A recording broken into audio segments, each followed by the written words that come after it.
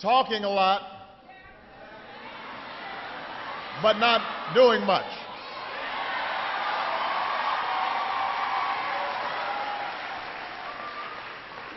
And we've seen this movie before. Gas prices went up around this time last year. Gas prices shot up in the spring and summer of 2008. I remember I was running for president at the time. This has been going on for years now.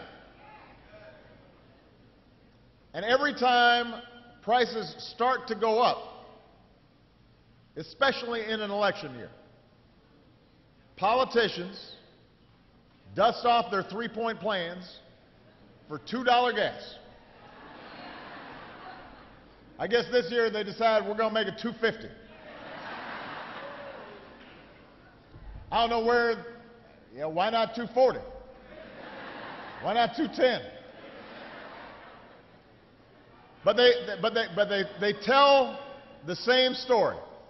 They head down to the gas station. They make sure a few cameras are following them.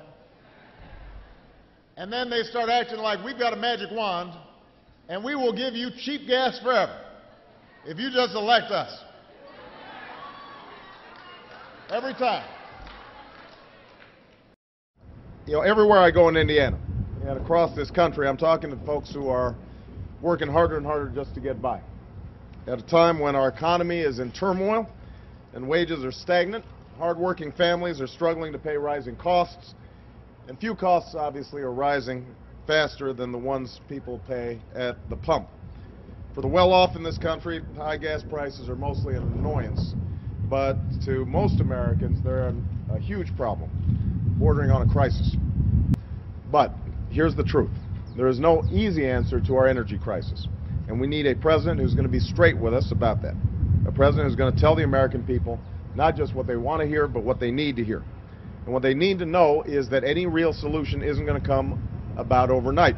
It's going to take time. To bring about real change, we're going to have to make long-term investments in clean energy and energy efficiency. That's why I reached across the aisle in the Senate to come up with a plan to double our fuel efficiency standards that won support of lawmakers who had never supported raising those standards before. That's why I voted for an energy bill that was far from perfect, because it was the largest investment in renewable energy in history, at the same time as I fought to eliminate the tax giveaways to oil companies that were slipped into that bill.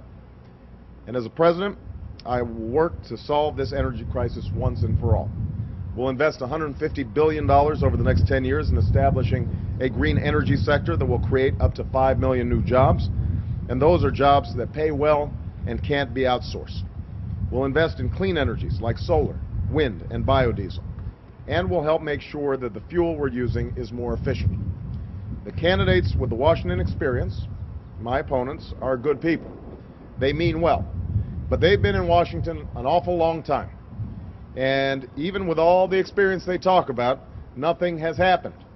This country didn't raise fuel efficiency standards for over 30 years. So what have we got for all that experience? Gas that's approaching $4 a gallon. We're starting to see a lot of politicians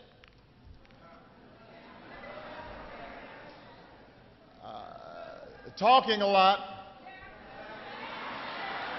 but not doing much. But not doing much.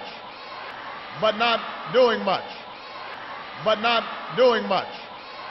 But not doing much. But not doing much.